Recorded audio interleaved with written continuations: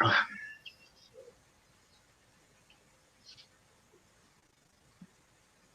hola.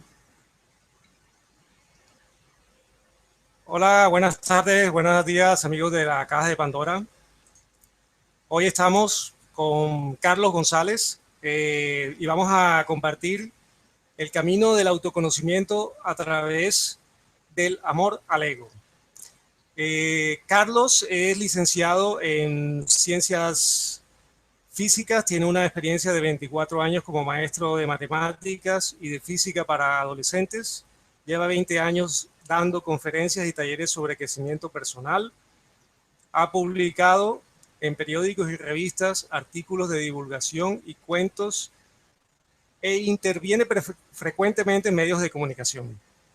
Es autor del libro 23 Maestros de Corazón, un salto cuántico en la enseñanza.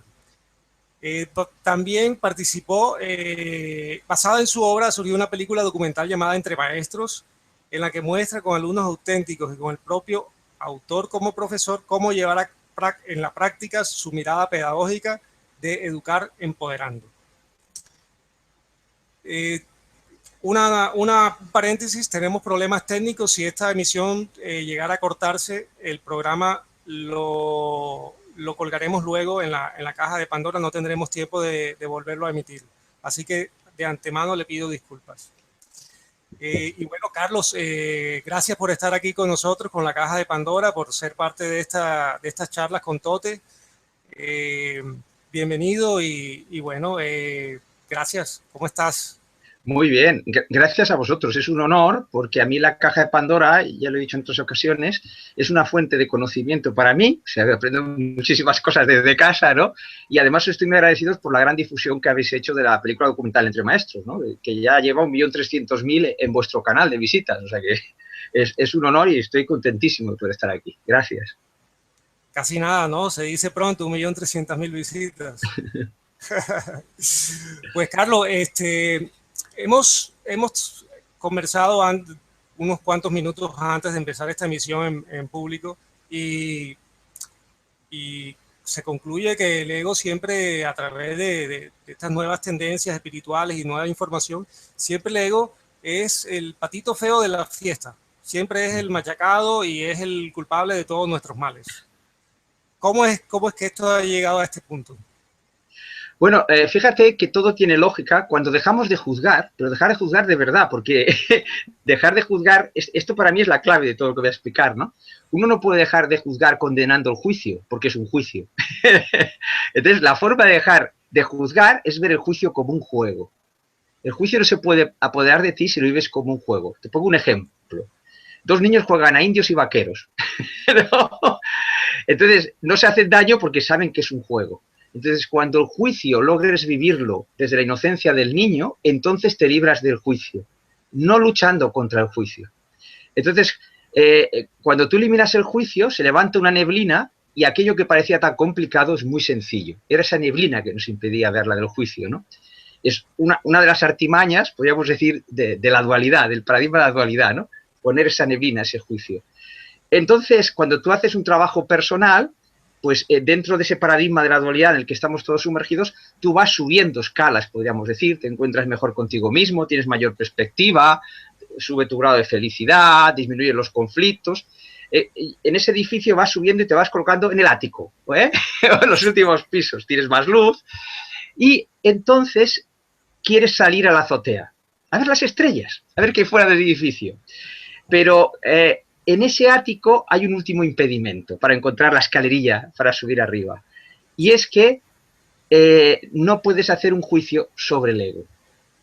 Porque ahora viene una pregunta inquietante para todos los que han hecho trabajo personal. La voy a hacer desde el punto de vista espiritual, la podemos hacer también científico, ¿no? Es decir, cuando se habla de la iluminación de una persona, ¿qué es lo que se tiene que iluminar? ¿Su parte espiritual? No tiene sentido. Sí, ¿Su porque la corazón? parte espiritual ya debería estar iluminada por sí Claro, misma. claro. Su corazón, el centro de sabiduría, de sentir, tampoco. Lo que se tiene que iluminar es el ego. ¿Y cómo vas a iluminar el ego si no lo amas, si no sabe amarse a sí mismo? Entonces esa es la última trampa de la dualidad, que en general no está recogida en las tradiciones que yo sepa esto. ¿Por qué? Porque las tradiciones son para vivir la dualidad. Alguna tradición como la de los queros, que en vuestros vídeos es fabuloso, las dos personas que han salido, anuncian ese cambio, podríamos decir, ¿no? Es esa primavera que todos sentimos. Bueno, pues para acceder a esa primavera, yo estoy absolutamente convencido que la última trampa, la última prueba, mejor, ¿no?, es amar al ego. Porque fíjate que si no, lo que estamos haciendo es dividir el ego entre el ego normal y el ego espiritual. Y llegamos a confundir el alma con el ego espiritual. No, es que no, que lo que se tiene que iluminar es el ego. Y si no quieres hablarlo en lenguaje espiritual, en lenguaje científico, sería el autoconocimiento, conocerte a ti mismo, en lenguaje filosófico, ¿no?, podríamos decir. Bueno, pues, ¿cómo te vas a conocer de verdad a ti mismo si hay partes tuyas que no amas? Es decir, que es como un embudo, que la última prueba es amar el ego. Y diréis, bueno, y esto va en contra de muchos sabios. A ver, no se trata de ir en contra, sino que es el paso siguiente. Porque si yo digo que va en contra de lo que los sabios decían, entonces estoy en dualidad. No puedo subir a la azotea. ¿No? Es que podemos plantear esto gracias a que hemos marginado al ego. Y ahora lo entenderéis enseguida. Si el ego hubiese estado conectado con nuestra esencia y se hubiese amado a sí mismo, si hubiese sido sabio el ego, ¿no?, no hubiese podido sentirse desempoderado, pequeñito, ¿no? Entonces, la prueba de la dualidad es para vivir la grandeza de nuestro ser en algo pequeño. Para que sintáis esto, imaginaos que tenéis un bebito de meses en brazos. Entonces, ese bebé sentís que tiene un enorme poder, porque capta vuestra atención, y sin embargo es endeble, pequeñito, ¿no? Pues eso es nuestro ego, ¿no? Es un sitio muy pequeño, muy limitado, donde hemos puesto nuestra grandeza, para poder descubrir en la pequeñez la grandeza. Por ejemplo, si hubiésemos estado siempre empoderados, conectados con nuestro poder, ¿no?, nunca hubiésemos descubierto la compasión. A ver, ¿cómo voy a tener compasión de ti si tú, por ejemplo, estás pidiendo en la calle, si yo sé que es un juego que tú estás jugando a ser pobre? ¿No? Si tú estás empoderado y estás con tu poder, cuando quieras deja de ser pobre. Entonces, el hecho de que el ego no pueda conectar con ese poder, que es el ego desempoderado, ha creado dramas que con su contraparte de dolor, pero también con su contraparte, eso es la dualidad, los dos polos, de belleza, ¿no? De hecho, cuando vemos películas, digo, qué bella es esta película, y hay un drama.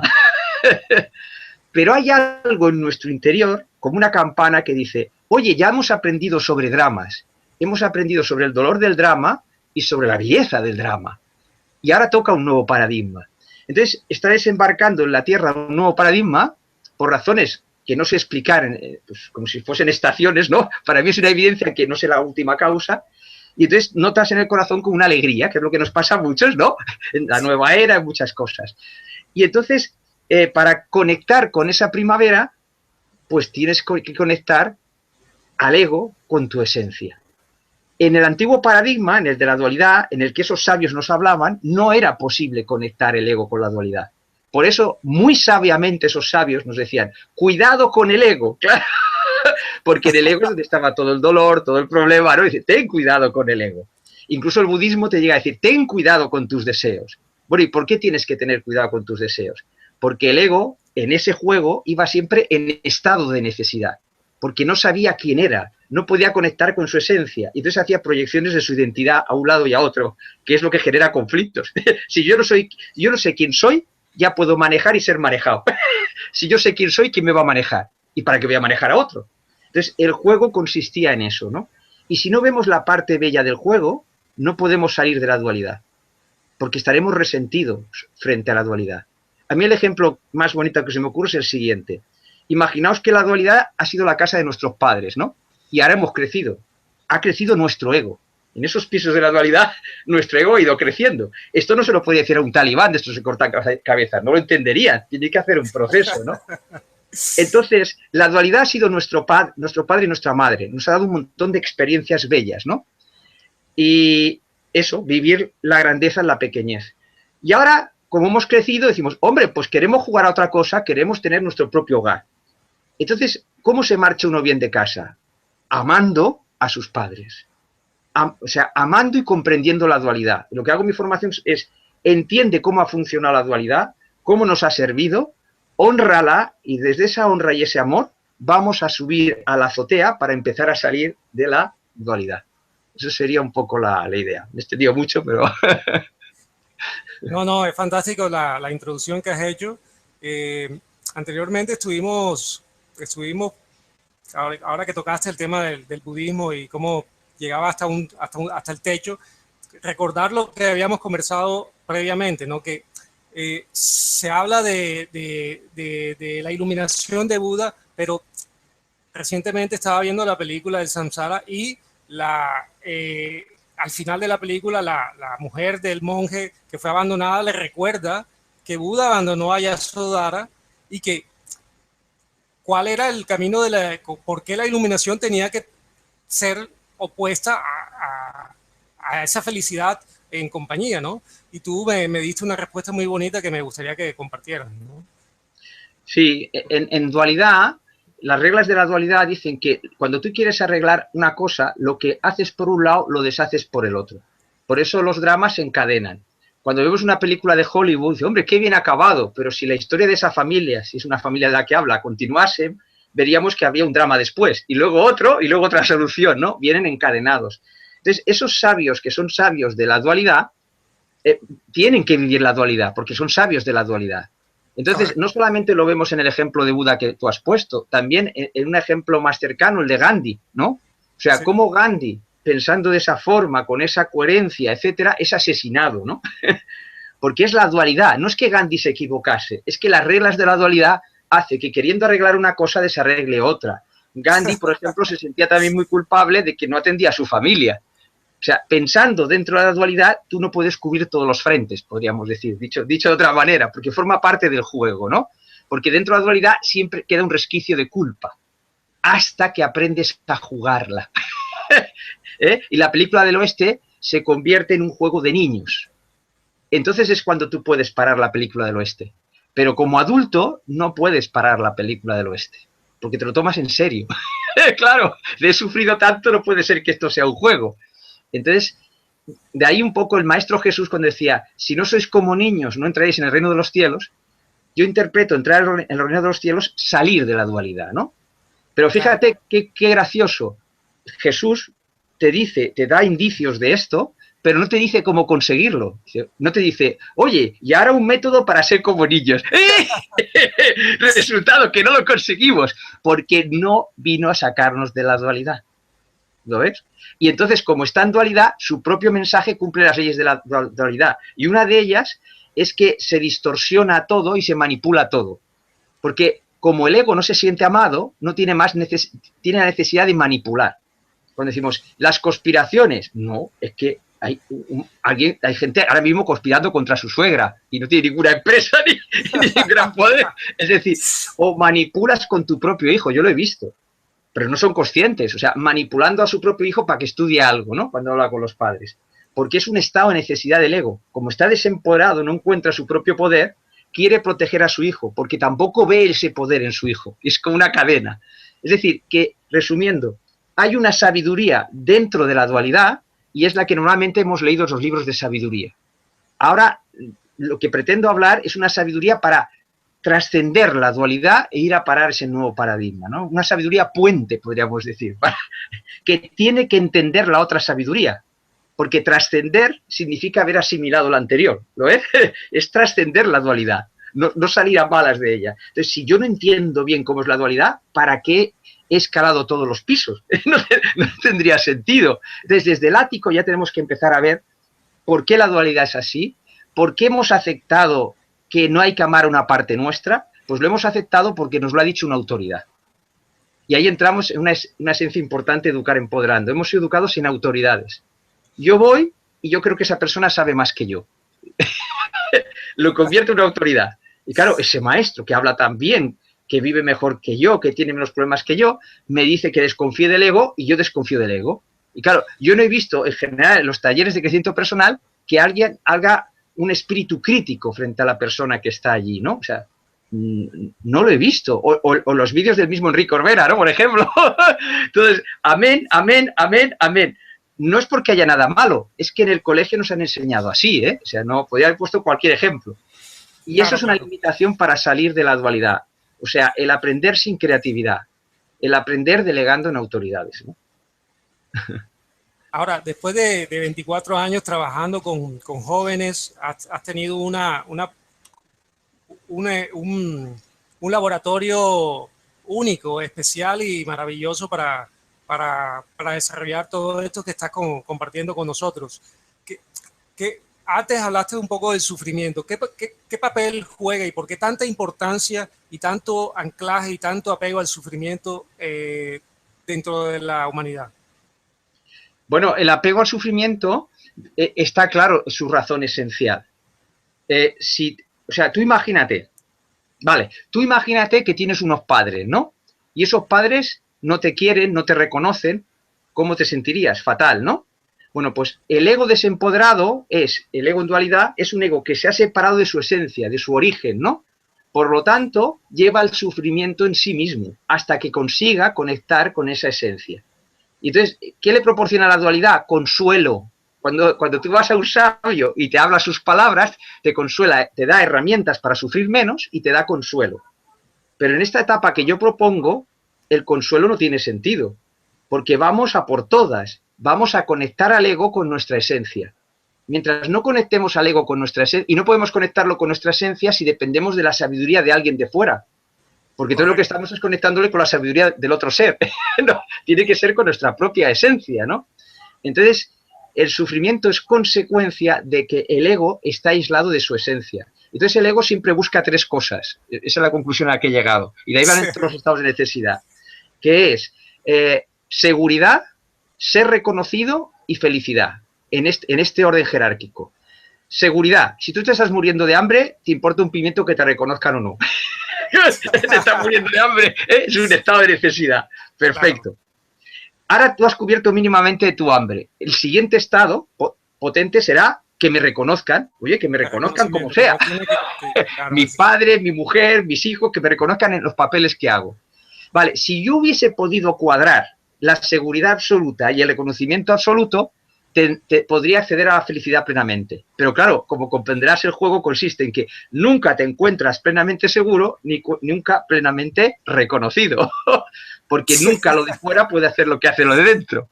Por lo tanto, accedes a la felicidad a ráfagas. Eso es la dualidad, ¿no? Podríamos decir. Muy bien, muy bien, muy bien explicado. También comentamos antes sobre un tema que me encanta a mí, que es el tema del chamanismo, y hablaba del dualismo según el chamanismo. El dualismo según el chamanismo es el conocimiento silencioso y el conocimiento racional. El hombre el hombre moderno se ha olvidado del conocimiento silencioso y se guía, el mundo lo ve a través del conocimiento racional, de la mente racional. Pero tú me insististe, no, pero aún sigue habiendo dualismo ahí. Yo quiero que también me gustaría que compartas esta visión tuya. Te pongo el ejemplo, la dualidad que es en un lado dejas otro lado sin atender, ¿no? Por ejemplo, hay una anécdota preciosa que explico en mi formación, que la aprendí de vuestros vídeos, del chamán Quero, no recuerdo su nombre. Me pareció deliciosa. ¿Eh? Nicolás. No, Nicolás, eso es. Me pareció deliciosa. Cuando la explico, la gente la disfruta, ¿no? Los queros, la recuerdo así para la gente que no sabe de qué va.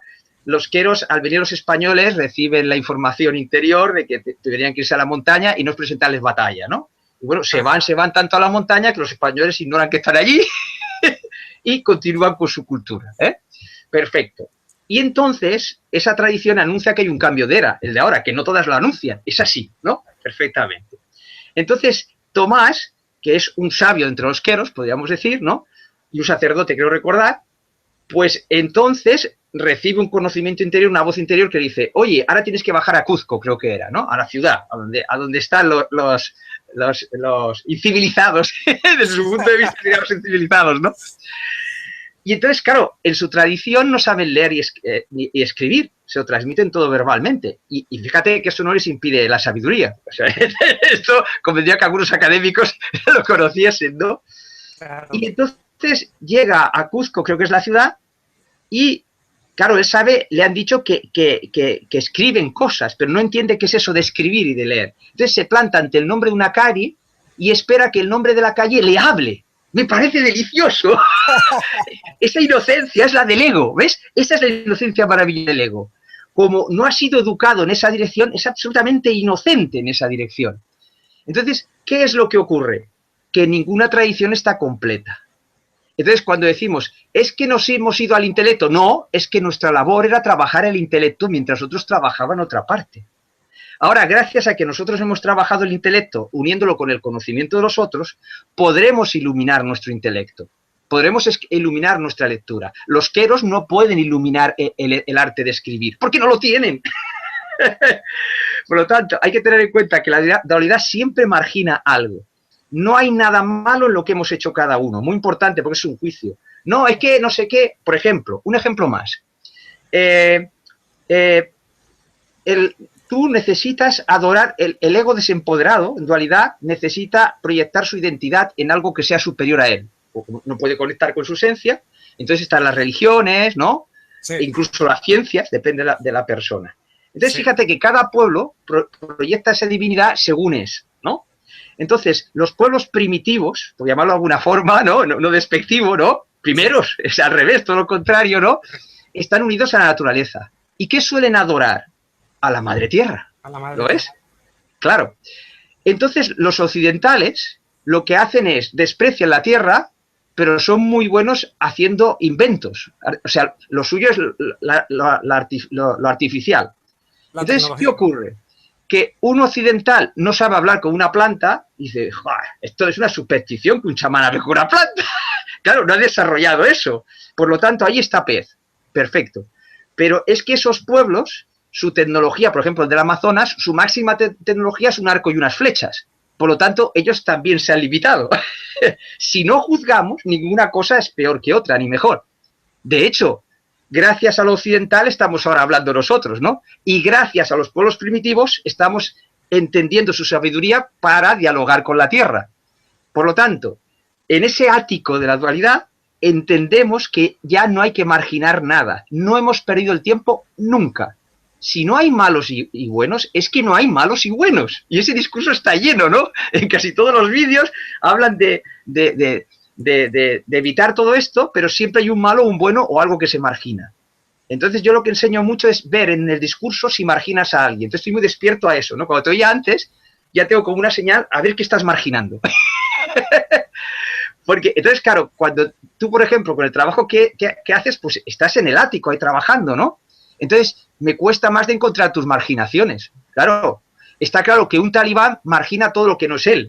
Ya no hay nada que estudiar, ¿no? Ahora, contigo es más difícil, porque claro, es más sutil lo que estás marginando, ¿no? Pero por suerte hay unos parámetros. Lo que se suele marginar en el último pisito es al ego. Entonces, enseguida lo pillas, ¿no? Marginar esa parte tuya. Así que la idea es, todos los pueblos hemos hecho bien, ninguno ha hecho mal, ¿no? Y dice, hombre, es que has invadido, es que no sé qué, es que era el juego de la dualidad. Esto no significa que lo vayamos a hacer. ¿Por qué lo vamos a hacer si ya lo hemos aprendido? Dice, bueno, es que si ya lo has aprendido, lo que tenemos que hacer es llevar el autoconocimiento a todos. Es decir, que vayan al ático todos. Entonces, por ejemplo, vuestros vídeos, me parece fascinante. Yo veo que el que habla en un vídeo, su conciencia suele estar focalizada, ¿no? Está en varios pisos, pero principalmente en un piso, ¿no? Entonces, claro, si tú haces crítica y dices, esto lo que dice en este vídeo no es verdad. No, todo es verdad. Cada uno está trabajando una parte, ¿no? Entonces, sale alguien hablando en el vídeo, yo qué sé, de las conspiraciones, ¿no? Entonces hay quien dice, ojo, que introduces miedo, vale. Pero hay personas que necesitan darse cuenta que la conspiración existe. Y primero la van a ver en gente de fuera hasta que ellos se descubran como conspirador. Claro, es muy duro descubrirte como conspirador. Bueno, pues empieza a descubrir la conspiración fuera. Claro, cuando lo ves así, sin juicio de verdad, solamente puedes admirarlo. Si no hay juicio, tienes que admirarlo. Si no lo admiras, es que hay algo que no comprendes. Eso es bellísimo lo que acabas de decir, porque claro, estás mirando, estás conociendo la conspiración afuera, pero ahora empieza a conocer la conspiración de adentro, la tuya. Claro, claro. Pero ves, entonces la caja de Pandora es como un arco iris. Yo lo veo así, ¿no? Precioso. Entonces, claro, la gente que va más a un determinado vídeo es porque tiene que subir a lo mejor del 7º al 8º piso, por decirlo así. ¡Bravo, bravo, bravo! somos un equipo, somos un equipo. Claro, y a mí me ha tocado en el ático ir hacia la azotea, pero yo no soy mejor ni peor que los otros, que eso es lo que cuesta entender, porque es una jerarquía, no existe tal jerarquía. El padre no es superior al hijo porque tenga una experiencia de la vida y el hijo no la tiene. De hecho, el padre aprende del hijo, ¿no? Yo aprendo de todos los pisos, ¿no? Y seguro que tengo cosas pendientes en los otros pisos. Menos mal, porque si yo no tuviese cosas pendientes en otros pisos, no podría relacionarme con nadie en este juego, ¿no? Entonces, yo lo que propongo es poner una parte de nuestra conciencia del ego en la azotea. Y desde esa perspectiva iremos más rápido en la evolución de todos los pisos. Que es como eso, como un arco iris. Cada piso es un color y tenemos que completar todo el arco iris. Entonces, claro, la caja de Pandora es fabuloso porque trabaja todos los niveles. A lo mejor sin haberlo propuesto, ¿no? Estáis trabajando todos los niveles para que todos nos encontremos en el ático y después en la azotea. O sea que, fantástico. Muchas gracias por tu comentario.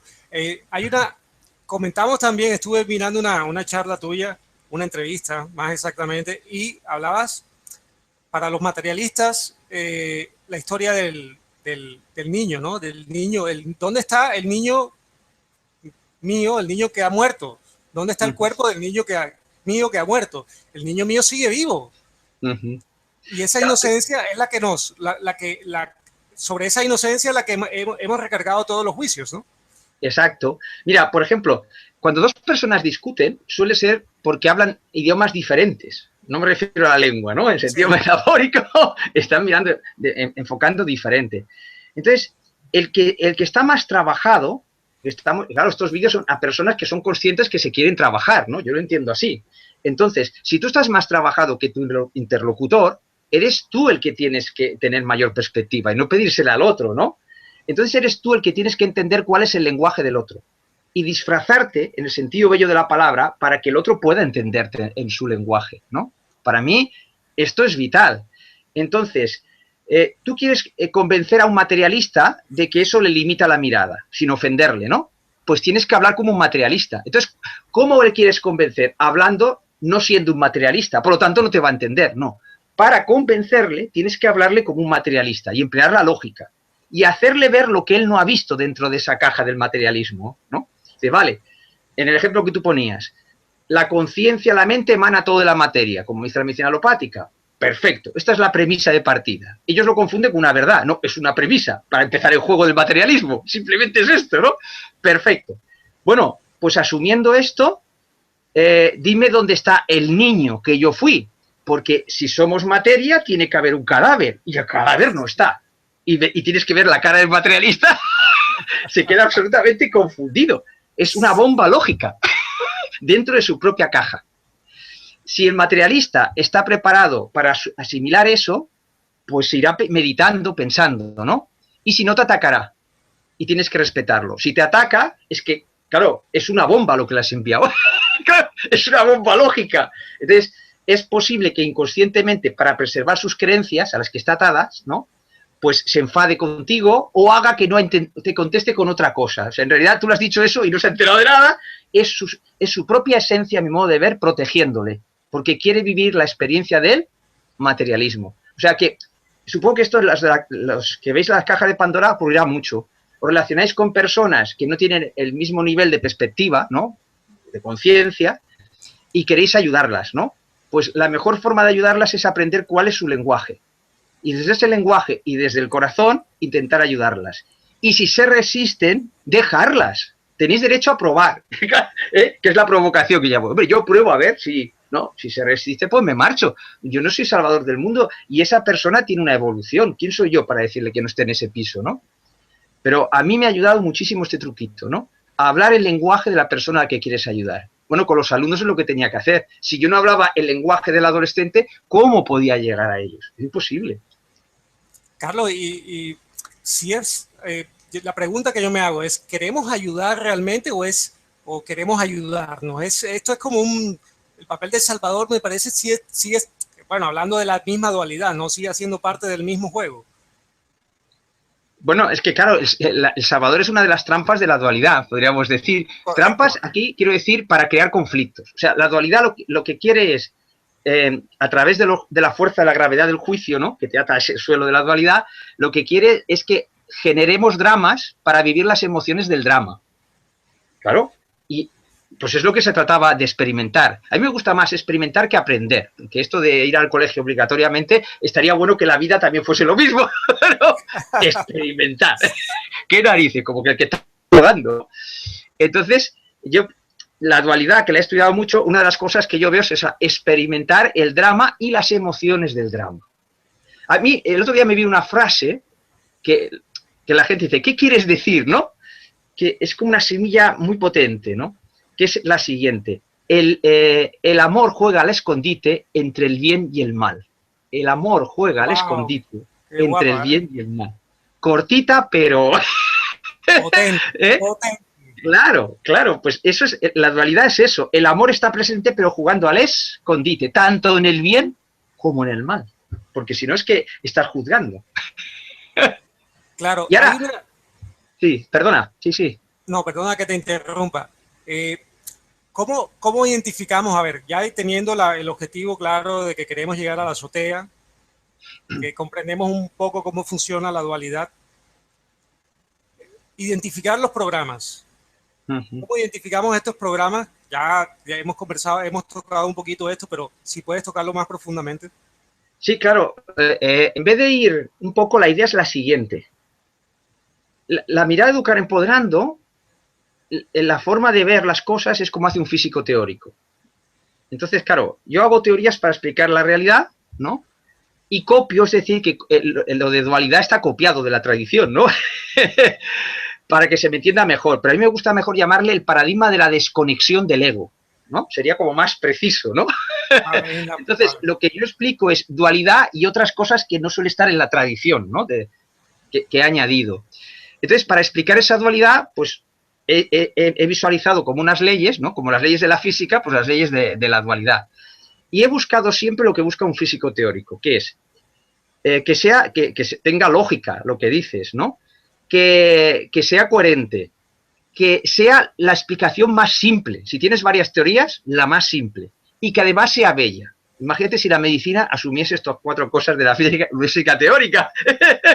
Entonces, claro, mi trayazo es que, llevado esa mirada del físico teórico al autoconocimiento, avanzaba a una velocidad increíble, más amor al ego, claro, es que desaparecían los obstáculos. O sea, eso de los monjes Shaolin, las pruebas iniciáticas, vienen porque no amas al ego y porque no tienes unas teorías esenciales, porque no es el momento. Es para empoderarte en la dualidad, no para salir fuera, ¿no?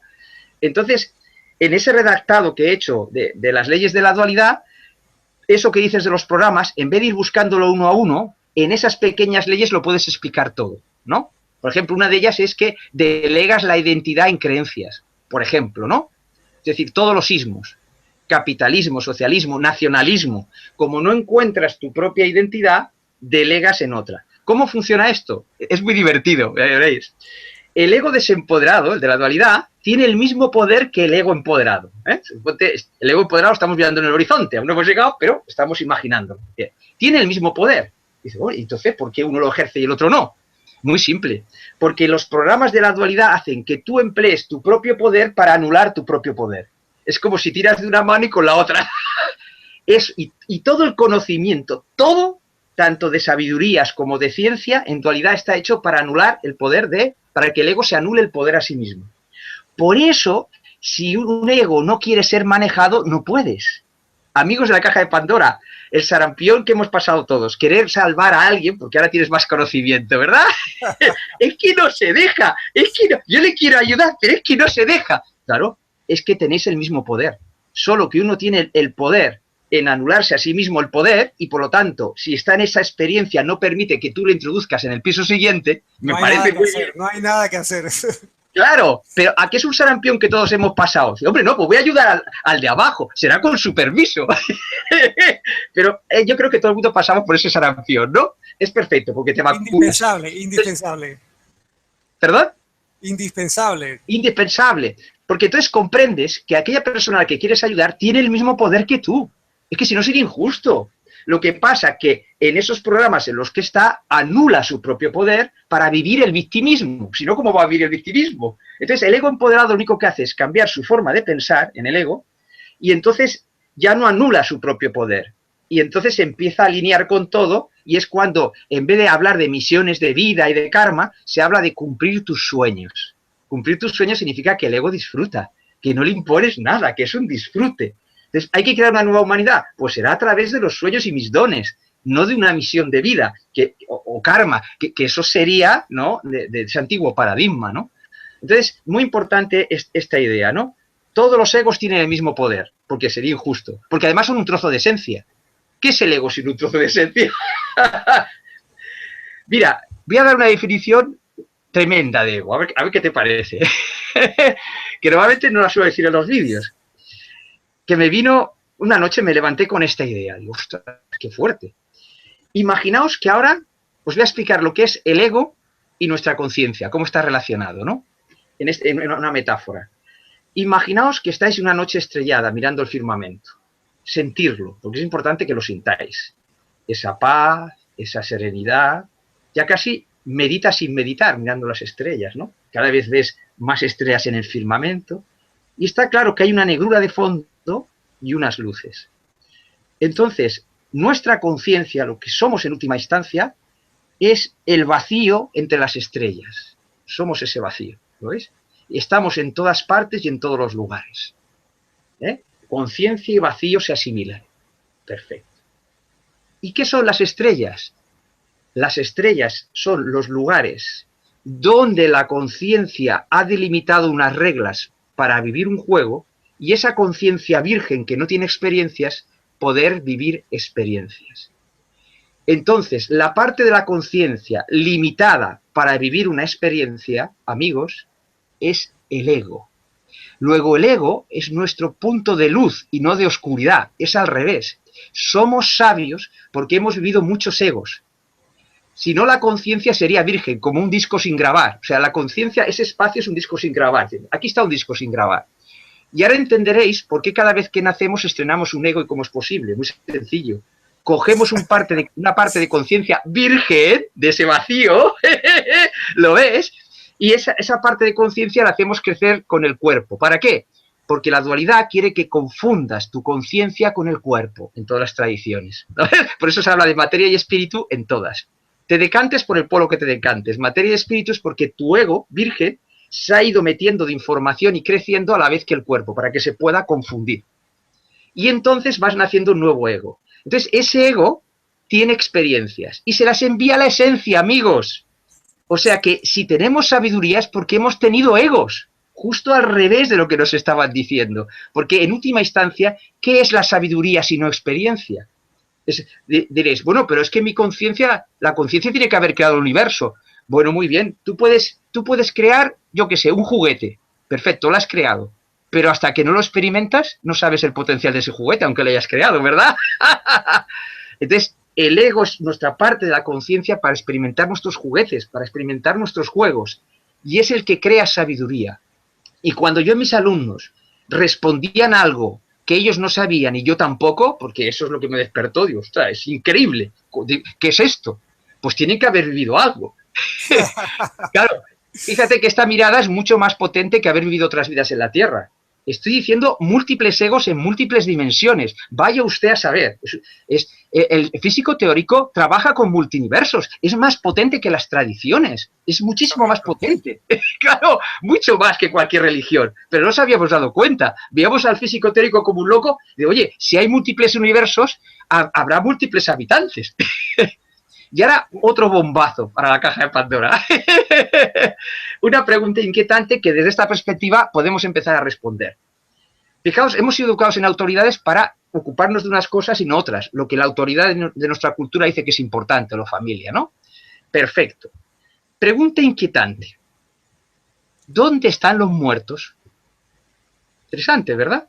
Claro, si tú ya no piensas materialistamente y has visto morir a alguien, y has visto varias veces, dice, ostras, está claro que es que va a otra dimensión. Y esa dimensión, ¿por qué no puede estar en la Tierra? Interesante, ¿verdad? Porque yo como astrofísico, hice la rama de astronomía astrofísico, yo lo que no me podía explicar es que yo miraba el universo y tanto planeta desaprovechado. Tú miras a Marte, Venus, ¿qué desaprovechado? ¿No? ¿Qué está pasando aquí? ¿y si en realidad estamos mirando solamente una determinada frecuencia de los planetas? Entonces en la Tierra estarían, el ego sería inmortal. Una vez se ha generado un ego virgen, primero es virgen, y a partir de ahí el ego es inmortal, porque los que vuelven de las muertes estas químicas y vuelven, te cuentan historias y tienen las mismas creencias. Esto eso lo he estudiado. Por lo tanto, el ego, una vez ha nacido, ya es inmortal. El nuevo ego, ¿no? Por lo tanto, sigue en otras dimensiones, lógicamente, nutriendo la propia esencia. Entonces, ¿dónde van los muertos? La autoridad nos había dicho que eso era cosa, pues yo qué sé, del esoterismo, de las religiones, y que no era de la ciencia. Divide y vencerás. Divide es la dualidad.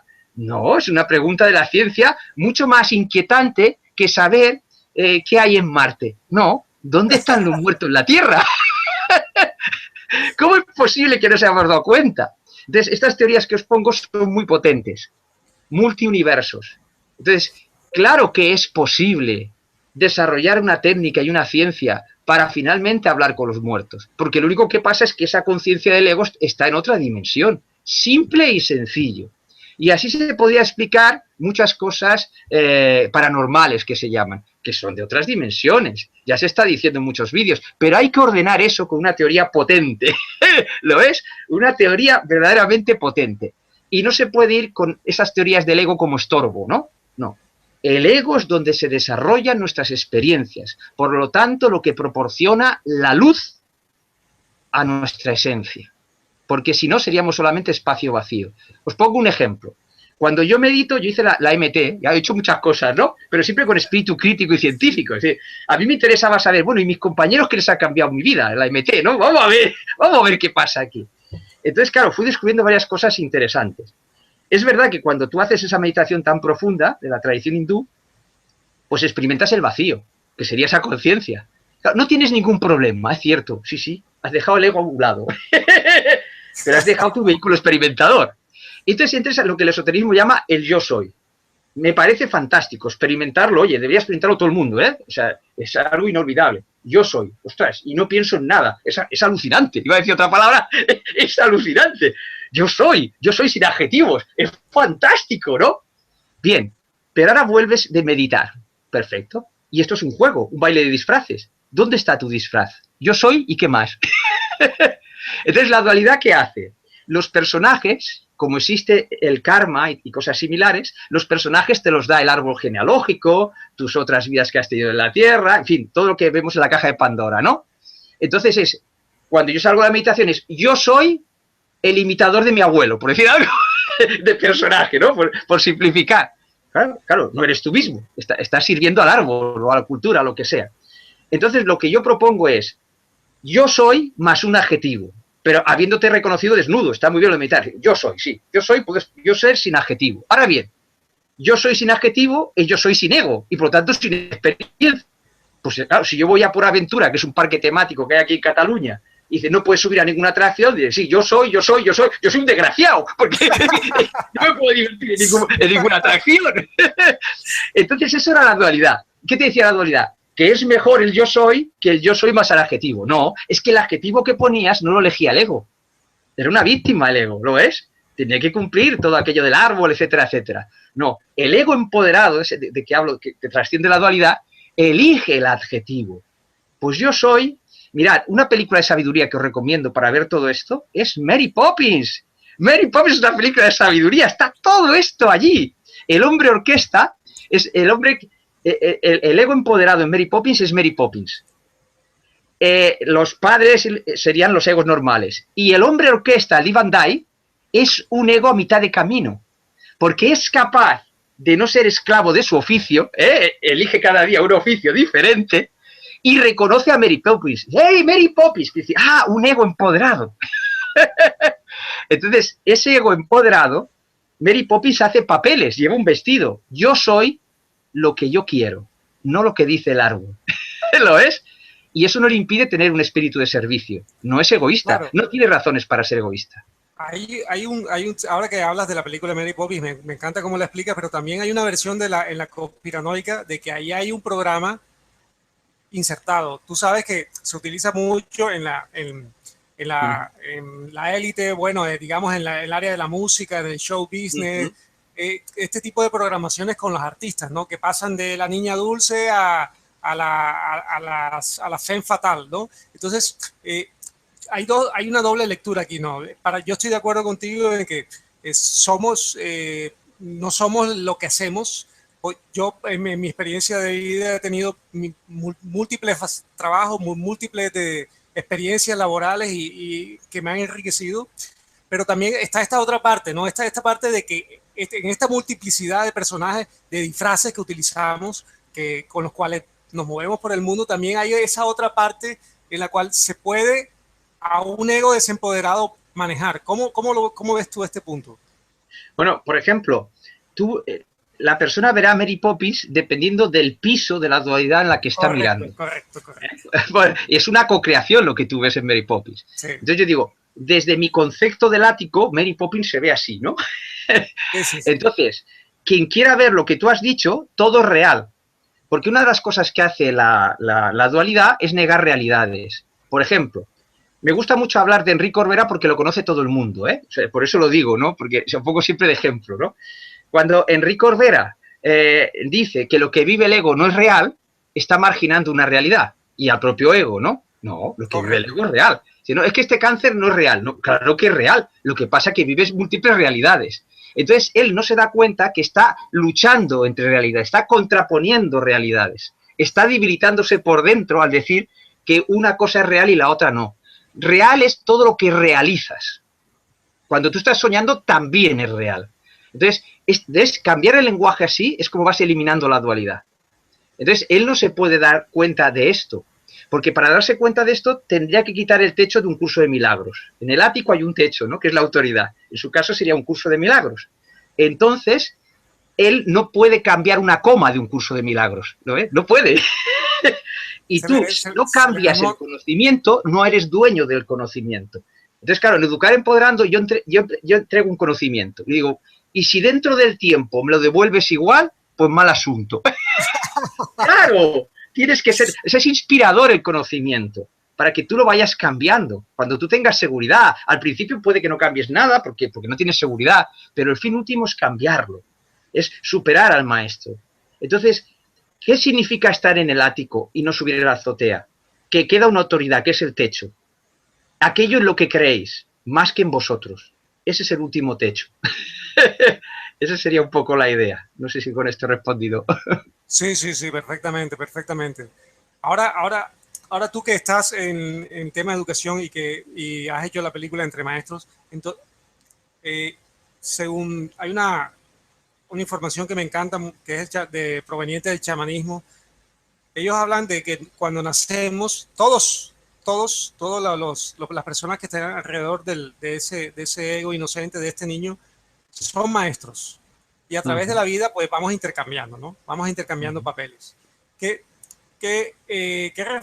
Si el maestro interior, el último, la cúspide, la azotea, somos nosotros mismos, ¿qué papel o qué referencias juegan estos maestros del pasado? Total, porque fíjate que tú no puedes subir a la azotea sin que existan los otros pisos. O sea, tú has podido subir a la azotea o al ático, ¿no? Hablemos más bien del ático, porque la azotea estamos en ello, ¿no? Sí. Cuando tú has subido al ático, gracias a que, por ejemplo, los maestros de abajo, ni siquiera los veías como maestros, son los que te hacían daño, para entendernos, pero eran maestros. Sí.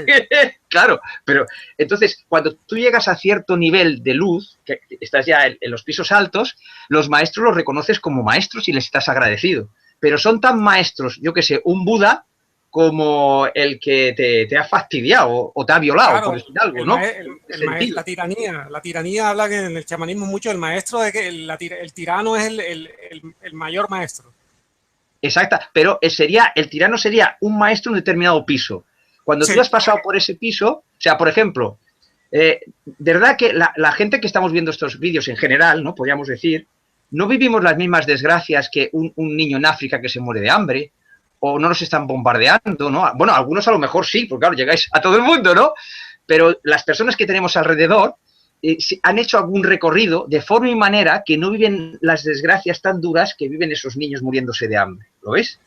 quiere decir que tienen que haber hecho algún recorrido que esas otras personas no han hecho, podríamos decir, ¿no?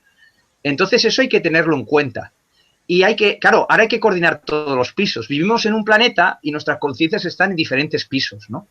Pero ¿quién tiene que tener más perspectiva? Los que presuntamente, presuntamente estamos en pisos altos, ¿no? Porque de repente nos descubrimos, a lo mejor, quien levante la mano, de los que están por ahí, si alguno nos ha descubierto como talibán alguna vez, en algún asuntillo, ¿no? Es decir, Claro. en esos pisos de abajo quedan cositas que hacer, pero ya no es lo mismo que quede todo, ¿no? Claro, yo supongo que con esto no quieres decir que en el África o en situaciones de guerra no hayan habitantes que vivan en el piso de arriba, ¿no? Bueno, puede ser que haya menos, yo no lo sé. O sea, ahí me falta conocimiento, claro. Hay un límite. No lo sé. Pero sí podemos hablar, a lo mejor hay un nivel de conciencia en los pueblos promedio, podríamos decir, ¿no? Por decir algo, yo qué sé. Por ejemplo, ¿no? Pero esto es, yo no sé medirlo, el nivel de conciencia, ¿eh? Sería como intuitivo, es un ejemplo tonto el que voy a decir. Pero si, por ejemplo, en Estados Unidos tienen la pena de muerte, muchos estados, y en Europa está abolida, pues en esa dirección significa un mayor nivel de conciencia, en esa, vamos, obvio para mí, Bueno, clarísimo, ¿no? es un ejemplo muy bueno, no es un ejemplo tonto, ¿eh? Bueno, pero que es nivel de conciencia direccional. O sea, igual Estados Unidos otras cosas, pues yo qué sé, nos ganan, por decir algo, ¿no? En términos duales, ¿no? Correcto, correcto.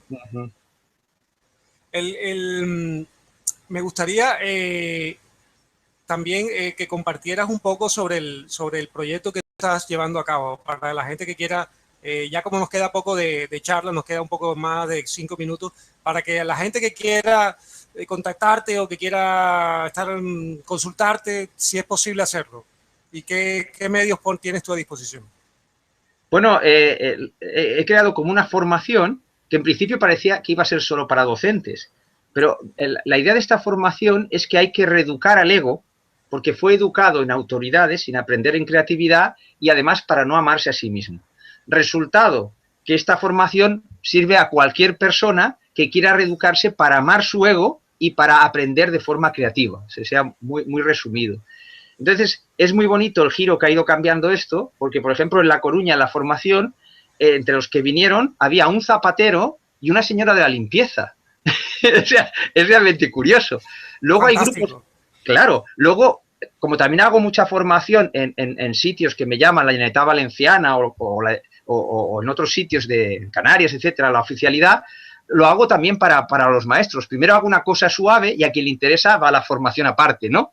Y, o sea, tengo grupos que hay mayor número de maestros, pero en general vienen de todos los lugares. Y luego, como soy conocido a través de la red, el problema es que las personas interesadas las tengo dispersas. Este fin de semana en Barcelona empezamos el módulo 1, ¿no?, de la formación. Y bueno, vienen de todos de múltiples lugares de España, porque te conocen por los vídeos, ¿no? Es curioso. Y básicamente es eso, iniciar el camino de empoderar al ego que comienza por darse cuenta que hay que aprender a amarlo y detectar. Por ejemplo, hay muchos talleres de crecimiento personal. Lo que Educar Empoderando lo hace diferente es que partimos de la base de que en nuestro inconsciente fuimos educados en dualidad. Y por lo tanto, no basta un taller de crecimiento personal que pueda ayudarte. Tiene que ser una reeducación en todas las direcciones. Por ejemplo, uno puede haber hecho un taller de crecimiento personal y creer en el darwinismo. No, es que las teorías, no porque sea darwinismo, las teorías que se han desarrollado en la dualidad tienen la componente de desempoderar al ego. Entonces, claro, el darwinismo en tu inconsciente te pasa un mensaje. Es decir, hombre, sobrevive el más fuerte. Caramba, y eso que ha quedado en tu inconsciente. Entonces, yo me di cuenta en esto que tenía el compañero de biología, cuando daba clases, que era un fantástico poeta. Y era de ciencias naturales, y yo le decía, pero hombre, ¿y cómo puedes hablar de la naturaleza así en la poesía y luego creer en el darwinismo? Y él no apreciaba la diferencia. Hay una falta de coherencia, porque hemos sido educados en la falta de coherencia. Por ejemplo, todo eso está en el inconsciente y es lo que cambiaríamos allí. Por ejemplo, cuando tú, exactamente, en ciencias naturales o en cualquier asignatura, el libro de texto solo te da una línea de conocimiento, la que pone. No hay conocimiento alternativo, es decir, comparar un conocimiento con otro. Y luego ese mismo alumno en bachillerato va a la clase de filosofía y le dice, hombre, pues hay que comparar el conocimiento, hay que ver cómo pensamos. Ah, pero eso no se aplica en la clase de ciencias.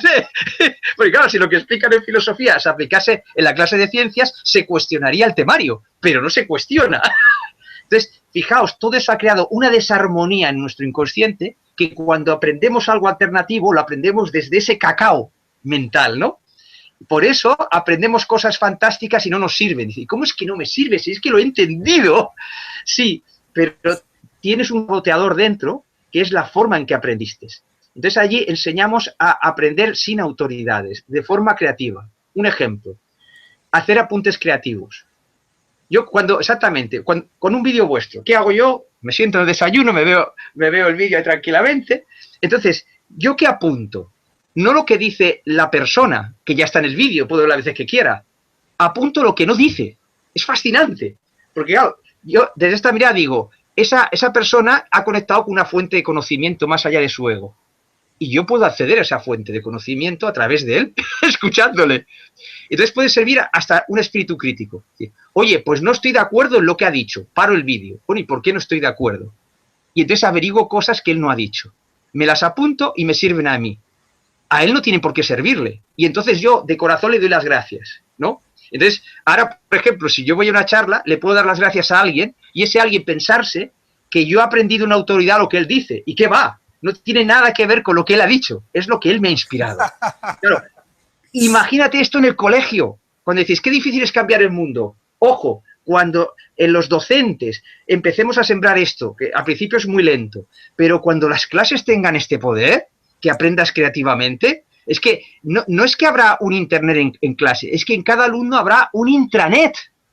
Claro, es salud, pero si no tenemos unas teorías que cambien nuestro inconsciente, que es lo que hacemos en Educar Empoderando, tú no, te plantas delante de un vídeo de la caja de Pandora y dices, pues a mí no me viene nada. Claro, porque hay que hacer todo este proceso y entonces, de alguna forma, yo este proceso lo hice un poco como un don, ¿no? Y luego creé las teorías para que pueda servir a otras personas. Que claro, como educador, para mí eso es fantástico, ¿no? O sea, disfruto un montón. Y ahora lo estamos haciendo en varias ciudades.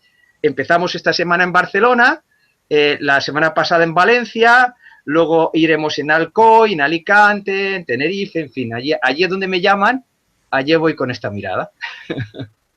Es fantástico lo que comentas de cómo la educación se le puede dar un giro trascendental y inesperado con esta visión, ¿no?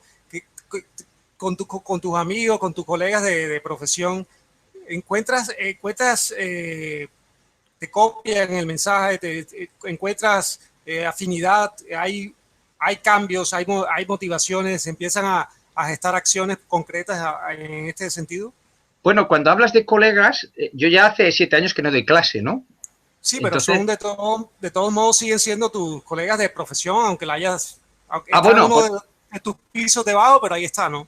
Bueno, por ejemplo, yo me encuentro con maestros, ¿no? Cuando hacen mi formación o algo de la oficial, alguna charla, algún taller más suave, ¿no? Entonces yo no he perdido el contacto con la enseñanza, porque podríamos decir que más de la mitad de mis alumnos son educadores. Por cierto, me vienen muchos educadores sociales, porque están muy preocupados por ayudar. Y dicen, por ayudar a estas personas lo que sea, oye, aunque no lo entienda, yo quiero aprenderlo. Y es precioso, pero muchos, ¿no? Entonces, yo no he perdido el contacto con los educadores, porque son a los que más llego, ¿no? Podríamos decir. Entonces, lo que pasa que yo cuando estaba en el colegio, mis compañeros no estaban en este nivel de conciencia. En cambio, los educadores que me vienen a la formación, sí, claro. Con lo cual, por vez primera, puedo dialogar de tú a tú, podríamos decir, con ellos. Con mis compañeros era problemático, ¿no? Podríamos decir. Yo tenía que adaptarme a su lenguaje. Al principio me peleaba incluso con ellos, ¿no? Hasta que entendí lo que os comenté antes, ¿no? Soy yo el que tengo que hablar en el lenguaje que ellos están entendiendo. Si es materialista, pues le tengo que hablar como una persona que es materialista. No insultarle porque sea materialista. Eso no es un acto amoroso. Su experiencia es el materialismo, tan respetable como la mía, ¿no? Eso sería un poco la idea. Entonces, quien esté interesado en esta mirada, pues que busque en mis páginas, cualquiera, por ejemplo, La Danza a la Vida 12, y ahí encontrará el blog que hay de Educar Empoderando. Hay un blog de Educar Empoderando, de blogspot.com, me parece, y ahí está la formación de todas las ciudades de España donde lo hacemos, ¿no? Y bueno, serán bienvenidos, aunque toco un poquito las narices, ¿eh? En el sentido de que eso es un poco chamánico a lo mejor, ¿no? Es decir, a ver a qué estamos atados, ¿no? Precisamente se trata de liberar al ego de la dependencia de la familia y la dependencia de la cultura, ¿no? Por ejemplo, un hecho muy curioso es, te pongo un ejemplo, ¿no? Los que estamos en todo este crecimiento personal, prácticamente todos aceptamos que co-creamos la realidad, ¿no? Es como un punto crucial, ¿no? Vale, perfecto. Ahora, llevar eso a la práctica, de momento, vale, lo hemos entendido intelectualmente. Pero como no nos hemos reeducado, lo hemos entendido solo en una dirección. Entonces, yo me encuentro, por ejemplo, el ejemplo que tenemos ahora, el nacionalismo catalán, vamos a poner un tema candente, ¿no? Sí. Que se ve, esa persona, yo me he encontrado personas que se han trabajado personalmente, que entienden que su vida es una co-creación, pero cuando se trata del Estado español, no, es que el Estado español es el malo. Digo, no, pues si es una co-creación tu vida, los pueblos también co-crean. Entonces, claro, ese punto sería, por eso es necesaria una reeducación, que tú has hecho un trabajo, pero no lo has hecho en todas las direcciones. Y en Educar Empoderando lo que intentamos es, como un educador de general básica, ¿no? En todas las direcciones, sentirte co-creador de la realidad.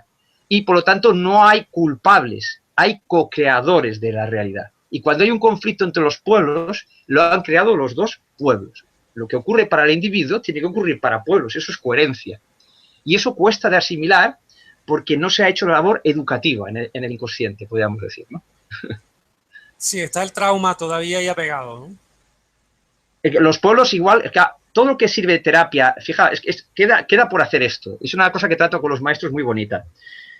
Está claro que los seres humanos tenemos traumas, ¿no? Incluso vienen del árbol, todos los vídeos que ponéis, es perfecto, ¿vale? ¿Y los pueblos? Faltan vídeos. ¿Dónde están los traumas de los pueblos? Porque fijaos qué curioso.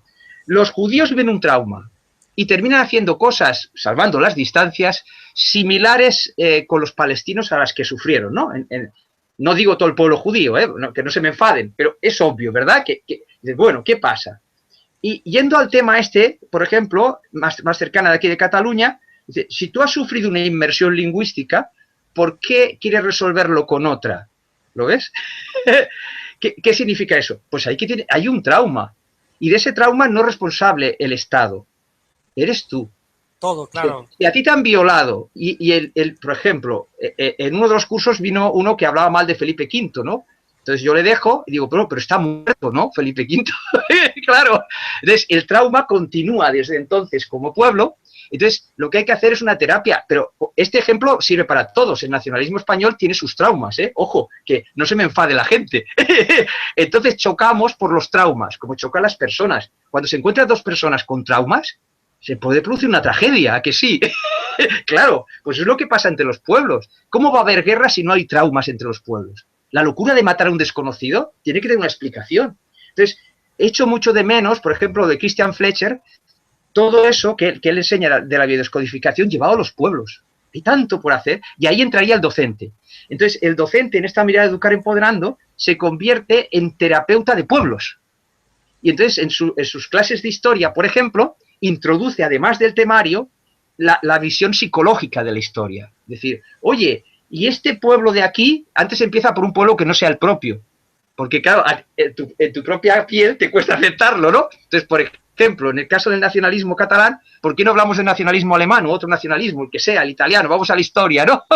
Y lo reconocemos primero fuera, como en el caso de las conspiraciones. Y luego viene el verdadero autoconocimiento. Por eso yo creo que la gran revolución es la segunda alfabetización del mundo, que es llevar el autoconocimiento a clase. Eso limpiará los traumas de los pueblos, limpiará los conflictos y será el inicio de poder realizar el sueño de John Lennon, que es el sueño de todos. John Lennon, en realidad, cuando tú escuchas Imagine, dices, sí, ¿quién no quiere eso? ¿Ves? Estamos de acuerdo. Lo que pasa es que no sabemos cómo conseguirlo. El mismo John Lennon no sabía, porque en la dualidad no puedes conseguirlo. La dualidad te prohíbe conseguir eso. Puedes mantenerlo unos instantes, pero no puedes mantenerlo fijo. Eso es lo que hace la dualidad. No falla nadie. Es un programa, un sistema operativo que hay dentro de nosotros. Hay que cambiarlo. Entonces, en Educar Empoderando, planteamos cambiar ese sistema operativo por un nuevo paradigma, para que Imagine tenga un territorio mental en el que poderse desarrollar, porque en la dualidad Imagine no se puede desarrollar. Entonces, claro, cuando tú entiendes que los conflictos vienen porque hay un programa, un sistema operativo que nos lleva a esos conflictos para vivir determinadas experiencias, no lo condenamos, se trata de salir sin condenarlo, entonces dejas de juzgar. Ya de una forma natural tienes que convencer al inconsciente, ¿no? Vas trabajando estas teorías y al final miras como el conducir. Tú, cuando yo explico estas teorías en clase, es como aprender a conducir. Primero piensas cómo meter las marchas, ¿no? ¿Cuándo has aprendido a conducir? Cuando no piensas cómo meter las marchas, porque está en el inconsciente. Vale, pues nuestra forma de la dualidad está en el inconsciente. Entonces, empezamos desde el consciente en educar empoderando, y entonces tú lo vas usando, vas pensando aquello hasta que se convierte en inconsciente. Y entonces, sorpresa, miras un vídeo de la caja de Pandora y empiezas a chorrear creatividad y a apuntar cosas que no está en la persona que lo ha dicho. Es algo fantástico y todo el mundo tiene que tener derecho al conocimiento. El conocimiento está ahí en campos de información esperándonos, ¿no? Pero tenemos que aprender a conectar el ego con esos campos de información. El intranet. El Internet existe en buena medida para que podamos reconocer el intranet. Porque el Internet nos permite un lenguaje, que es lo que yo aplico en Educar Empoderando, nuevo paradigma, la cuántica. Cojo el lenguaje del Internet, digo, pues mira, todo eso que hemos visto en el Internet es aplicable al intranet. Con la diferencia que no tienes que pagar a Movistar o a ninguna compañía. Pero tienes que hacer un trabajo de reeducación, en el sentido bello de la palabra, ¿eh? No esas reeducaciones que hacían para borrar el cerebro, ¿no? No, en el sentido que lo haces tú, no te lo hace otro. Hay que entenderlo, ¿no? Y bueno, en eso estamos. Tienes una cantidad de mensajes aquí en el chat muy guapos. Tienes mensajes de diferentes partes del mundo, de Venezuela, de Brasil. Te dicen qué mirada tan bonita y tan lúcida, Carlos, inspirador. Tienes, bueno, no te los puedo leer todos porque son bastantes, sobre tu película. Y bueno, quería preguntarte, quería compartir contigo a mí me gusta mucho, hablando de educadores, me gusta la visión también de Claudio Naranjo, y él hace una anotación sobre rescatar lo apolíneo y lo dionisiaco. Él habla de este policía interno, de este policía que siempre está...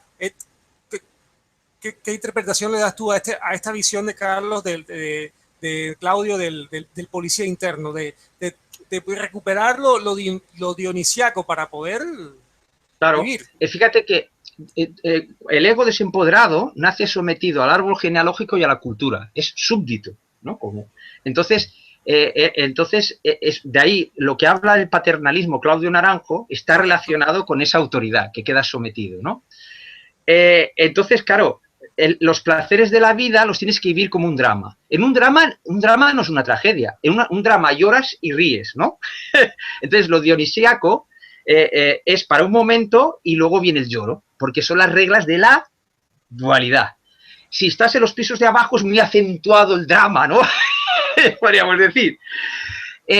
Entonces, claro, no puedes integrar esos dos polos que habla Claudio Naranjo desde la dualidad, ¿no? Puedes disminuir la tensión entre ellos, que es el trabajo que él haría, ¿no? Disminuir la tensión, porque él se nutre mucho de las tradiciones, las meditaciones que hacen. Sí. Pero fíjate que si no reeducas el inconsciente y lo cambias de paradigma, te encuentras con el siguiente problema. Yo fui a dar una charla a un centro de Claudio Naranjo, ¿no? No diré la ciudad. Bueno, no quiero que se me ofendan porque no es una crítica, es querer entender las cosas, ¿eh? Sí. Entonces, claro, él trabaja el paternalismo y, por lo tanto, la autoridad, ¿no? En este sentido. ¿Cuál es mi sorpresa? Cuando entro en el centro, todo está lleno de retratos enormes de Claudio Naranjo y de frases de Claudio Naranjo. Y claro, y yo les digo, oye, ¿cómo habéis entendido el paternalismo? Claro, o sea, significa que están viendo a Claudio Naranjo como autoridad. Entonces no pueden cumplir lo que quiere Claudio Naranjo, porque Claudio Naranjo tendría que aprender a matar su propia autoridad, que es lo que yo intento en Educar Empoderando. O sea, para que a Claudio Naranjo no le adorasen, entre comillas, ¿no? O sea, pues exagerada palabra, ¿no? Para que no hiciesen autoridad, él tendría que romper su propia autoridad. Y ahí es donde en Educar Empoderando trabajamos la sabiduría de las edades. Entonces, vemos las edades, como la edad, hemos trascendido el materialismo. Hombre, pues la edad no puede ser algo material, porque no hay cadáver del niño. La edad son estados mentales, desde Educar Empoderando. Por lo tanto, el estado mental del niño puede tener acceso siempre que quieras, el del anciano también. Entonces tú piensas diferente según en qué estado mental estás. te pongo un ejemplo. El niño aprende sin esfuerzo la lengua materna. ¿Cómo es posible? En cambio, el adulto, como está en el estado de adulto, le cuesta esfuerzo. Vale. El materialismo nos ha confundido. Ha dicho, cuando eres niño, eres niño. Y cuando eres adulto. No, es que tú no eres la materia. Y tu mente no es cuerpo, es el receptor. Por lo tanto, si yo accedo al estado mental del niño para aprender un idioma, lo aprendo como la lengua materna, sin esfuerzo. Simple y sencillo, como la física teórica. Simple, sin obstáculos. Entonces, claro, la autoridad es ese obstáculo que hace que tú no puedas volver a aprender como el niño. Y por eso nos cuesta tanto esfuerzo a partir de determinada edad aprender. Entonces, la sabiduría de las edades que trabajamos en Educar Empoderando es que tú puedas elegir a voluntad el estado mental cuando tú haces una actividad. Te pongo un ejemplo. Me falta valor para decirle 4 verdades a mi jefe. Te está humillando, etc. Entonces vas al estado mental del adolescente y entonces tienes el valor de decirle aquello al jefe. Luego, una vez se lo has dicho, hay unas consecuencias. Pues ahora ya el adolescente, apártalo. Porque te va a crear más problemas. Y, por ejemplo, sacas al maduro, al anciano, ¿no? Por ejemplo, hay una frase que me encanta, que no es mía, para explicar la diferencia entre la sabiduría del maduro y del anciano, ¿no? El maduro, en Educar Empoderando, es el que sabe las reglas, ¿no? Esa frase, esto es lo que hay, es del maduro, ¿ves? Sí. Lo malo es que solamente vivas desde esto lo que hay. Pero también es malo no saber lo que hay. O sea, el maduro lo necesitas, el adulto. Bien, entonces, ¿cuál es el papel del anciano? La sabiduría, ¿eh? No hablo de un hecho cultural, de sabiduría intrínseca del anciano. Pues la recojo en esta frase que no es mía, que dice, el maduro conoce las reglas, lo que hay, pero el anciano conoce las excepciones. Esa es la sabiduría del anciano. Pues necesitamos todas. Para no juzgar, ¿qué sabiduría necesitamos? La del niño. Entonces, en Educar Empoderando enseñamos a articular estas sabidurías a voluntad. Entonces, ¿veis cómo se va empoderando el ego con este ejemplo? Porque tienes muchos más recursos. Recursos que no están en los libros tradicionales. Es un conocimiento nuevo el de Educar Empoderando, pero que tiene que explicar el anterior, porque no va contra nada. Pretende ser un paso siguiente, ¿no? Eso sería un poco la idea. Claro, en la visión del chamanismo no solamente existe la capacidad de conectar con estas sabidurías diferentes de las diferentes edades, sino que además era posible la transformación física de estas edades, plasmarla en la materia. Eso es algo que la mente no lo concibe posible, pero parece que claro. sí. Pero fíjate, viene porque hemos aprendido en autoridades la física. O sea, con lo que aprendemos en la ESO y en el bachillerato es suficiente si pensásemos sin autoridades. Te pongo un ejemplo. Una cosa que no nos hemos dado cuenta y que eso, en la ESO, bueno, porque estamos hablando a todo el mundo, sería la enseñanza media obligatoria, ¿no? De 12 a 16 años, ¿no? Pues con lo que se da allí se puede explicar cantidad de cosas si no vas a la autoridad. Por ejemplo, el hecho de comer, que va con lo que tú me decías. Estamos acostumbrados a ver el hecho de comer en Occidente bioquímicamente, moléculas, proteínas, etcétera. No, vamos a la cuántica que empieza en el átomo. Voy y me como un trozo de queso y allí hay un átomo de calcio, ¿no? Ese átomo de calcio se quita de la molécula correspondiente, va a un diente mío, qué curioso, se cae un átomo de calcio y se mete el nuevo.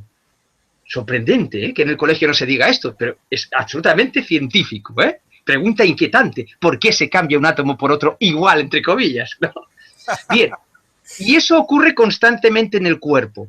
O sea, pero tenemos que verlo por átomos, no por moléculas, ¿ves? Si tú te distraes por lo que dice el temario, no lo ves.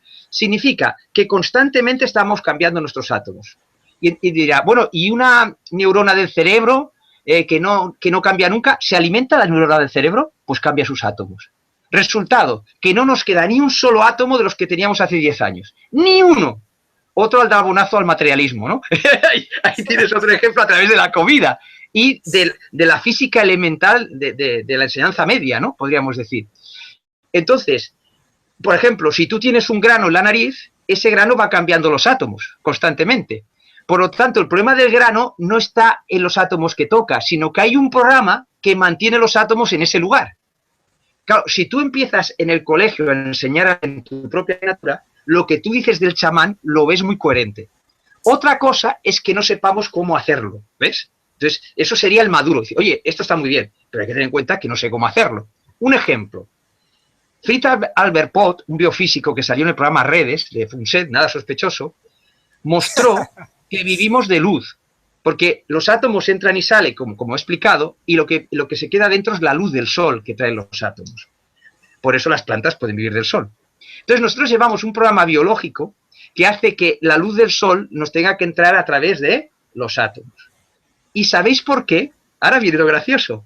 Porque todo está programado según la dualidad, también la biología, porque esta experiencia de vivir la dualidad. Entonces la dualidad nos pretende hacer los unos dependientes de los otros, ¿lo ves? Por eso tenemos compasión, vale. ¿Qué mejor forma de hacerte dependiente del resto de la naturaleza que el sol, que es lo que necesitas, no lo adquieras directamente, sino a través del alimento? Entonces te haces dependiente de la cadena alimentaria. ¿Por qué? Porque la experiencia era de dependencia, la belleza de depender los unos de los otros. Claro, ahora la cuántica, un biofísico, dice, ¡ojo! Que es la luz lo que nos quedamos, que los átomos van y vienen. Y entonces, sabes que en la tradición de la India siempre se decía que había personas que vivían de luz. Y ahora ya hay varias personas y se ven en vídeos y nombres concretos, y yo conozco, ya empezamos a conocer personas que lo han hecho, que han estado sin comer y viven de luz. Pero, ojo, si no tenemos un método para cambiar el programa biológico, si tú no comes te mueres. Claro, porque es un programa de la dualidad. Entonces, si ahora, claro, los programas que hacen en la India deben ser muy complicados, porque eran de maestro a discípulo, deben ser durísimos, ¿no? Como los monjes Shaolin. Pero si entendemos el fundamento cuántico de la nutrición, seguro que se puede cambiar el programa de vivir de luz mucho más sencillo, ¿no? Ahora bien, vivimos de luz, pero qué bonito es depender que la luz nos venga a través del alimento, porque entonces estamos en comunión con el mundo entero. Fíjate, esto se nos oculta, ¿no? No se nos enseña, no lo vemos. Y por eso en la iglesia dicen, vamos a hacer la comunión, el cuerpo de Cristo, para estar todos unidos en Cristo. Bien, cuando te comes un bocadillo de chorizo, es tanta comunión como la hostia sagrada, porque estás compartiendo los átomos que eran de otros animales y otras plantas. Y ahora una pregunta inquietante. ¿Por qué el átomo de un hueso o de un diente se cae uno de calcio y entra otro? Un átomo, desde el punto de vista de la física atómica, es espacio vacío. Y algo que es fundamentalmente espacio vacío es una caja, es para guardar algo. Entonces dejo esta pregunta inquietante. Si nuestros átomos se cambian, no sé, bueno, si es un diente postizo no se cambiaría, ¿no ves? Pero de un diente biológico se cambia. ¿Qué significa eso? Aparentemente es mismo, pues la información de dentro tiene que ser diferente, porque la naturaleza no es tonta. Fíjate qué bonito esta pregunta. ¿No será que la vida de los animales y las plantas se encierran dentro de los átomos? Y ahora yo te miro a ti y tienes trillones y trillones de átomos. Y uno está en una lechuga, el otro está en un dinosaurio que ya no existe. Entonces toda la historia de la Tierra está en esos átomos que estás utilizando. Cuando tú vives la vida desde este nuevo paradigma, se llena de belleza, de poesía. Espiritualidad y ciencia es lo mismo. Es el conocimiento que te descubres y cómo todos estamos comunicados, ¿no? O sea, hemos empleado la materia para separarnos, cuando si lo miras a fondo, está para unirnos. Es justamente lo contrario, ¿no? Y, por ejemplo, el mismo concepto de piel, ¿no?, que tenemos, ¿no? Cuando se chocan dos conocimientos, el mundo oficial y el alternativo, dos alternativos, o este y el otro político, ¿no? Entonces, en dualidad, la separación es para crear conflicto. Si estás en el ático, el conflicto es más pequeño, incluso es tolerante. Imaginemos un monje budista, ¿no? Pues, hombre, él, pues le insultan, pues él no entra en el juego, ¿no? Entonces, ya no crea conflictos, ¿no? Pero tampoco emplea para nada su límite. El límite de... ¿Qué te estoy diciendo por límite? El límite que le convierte en budista, ¿no? El límite de su pensamiento, de su forma de ver la vida. Vale. En dualidad lo empleas para enfrentarte al otro. Si haces un trabajo, ya no te enfrentas. Entonces, ¿para qué sirve ese límite si ya no haces un trabajo? Muy simple. ¿Cuál es el límite de tu cuerpo físico? ¿Cuál es el cuerpo? O sea, tú mira tu cuerpo físico, ¿cuál es tu límite? La piel. Entonces, la piel puede servir para yo pegarte un puñetazo, que sería los pisos de abajo, o puede servir para acariciarte. que nadie piense nada extraño entre tú y yo, pero puede servir para acariciarte. Entonces, cuando tú haces ese recorrido hacia la azotea, los límites entre los conocimientos, entre las culturas, entre los saberes alternativos, no tienen que servir solamente para como contenedor y ya no pelearnos, no. Tiene que servir para acariciarnos.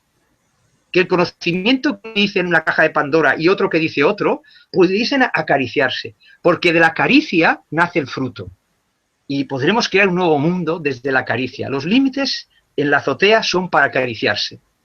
El ático son para tolerarse. Y más abajo para pelearse. O sea, hay que convertir los límites de cada conocimiento, de cada tradición, en piel para acariciarse. Son metáforas potentes, porque el mismo conocimiento del nuevo paradigma lo lleva a esto. Este mensaje ha sido hermoso, la verdad que me ha encantado y buenísimo, buenísimo, buenísimo todo el proceso, además como lo explicaste, de cómo la materia se transforma y los átomos se mutan, es un gran regalo, Carlos, esto que has compartido. Gracias. Pero fíjate que cuando decía que las teorías en física teórica tienen que ser bellas, me refería a esto. Claro, porque es poesía. Tiene la aprobación del corazón. O sea, tú tienes que unir mente y corazón en la azotea. Pues tu teoría tiene que tener la aprobación del corazón. ¿Cómo va a tener la aprobación del corazón el que pez grande se come al chico? No lo tiene. Es para vivir una experiencia. Entonces, lo que es nuevo paradigma, que no es nueva era, ¿qué es una teoría de nuevo paradigma? La que permite que sea compatible con el corazón. Entonces yo cuando tengo allí los que vienen a educar empoderando, les digo, no creáis nada de lo que os digo que no sea compatible con vuestro corazón. Y aunque lo sea, no lo creáis hasta que lo pongáis a prueba. Claro, porque si no, otra vez quedan encerrados en una autoridad, ¿no? Sí, totalmente de acuerdo. Bueno, Carlos, yo creo que ha sido una gran primera charla. Te doy todas las gracias, te damos todas las bendiciones y bueno, trataré de ir al curso del fin de semana aquí en Barcelona este fin de semana. Te voy a caer ahí de sorpresa y vamos a seguir que cuando tú tengas la posibilidad de volver a hacer otra segunda charla sobre un tema nuevo. Muy bien. Solamente darte las gracias y si quieres añadir algo ya para despedirnos. Pues nada, dar las gracias a todos los que nos están viendo y dejarles una pregunta inquietante. Algún átomo de los que tenemos los debemos compartir. A lo mejor algún átomo tuyo ha estado antes en mí, viceversa. Fijaos, tan distantes en el mundo y los átomos viajan en esa danza de la vida. Cuando hablo de la danza de la vida me refiero a eso, ¿no? Entonces, todos compartimos cosas, ¿no? Y imaginaos ahora en el mundo, alguien está torturando a otra persona. Alguien está odiando a otra persona. Se están peleando en la habitación, ¿no? Y sin embargo, no pueden impedir respirar el mismo aire. No pueden impedir que un átomo que exhala uno entre en el otro. Eso hay que llevarlo a las escuelas, amigos. Cuando se explique la física y las ciencias naturales de esta forma, que no es incompatible con el temario, es cambiar la mirada del formador. No hay que esperar que cambie el sistema. Los alumnos cambian su mirada. Es posible, Imagine. Esta sería mi conclusión. Amigos, Imagine es posible, pero tenemos que cambiar el sistema operativo. Sí, muchas gracias a todos. Simplemente el sistema operativo, no el sistema. No estamos tratando de cambiar. Exactamente. Y no tenemos que pedir permiso a nadie. Es nuestro propio sistema operativo. Pues nada, una charla muy divertida, muy amena. Tienes cantidad de mensajes. Te hablan de poeta cuántico, que te piden otra charla. En fin, ya nos pondremos de acuerdo tú y yo y la anunciaremos. Y muchas gracias, Carlos, por estar aquí con nosotros. Muchas gracias por esta oportunidad y ánimo con vuestro hermoso trabajo. Muchas gracias. Un abrazo. Un abrazo fuerte.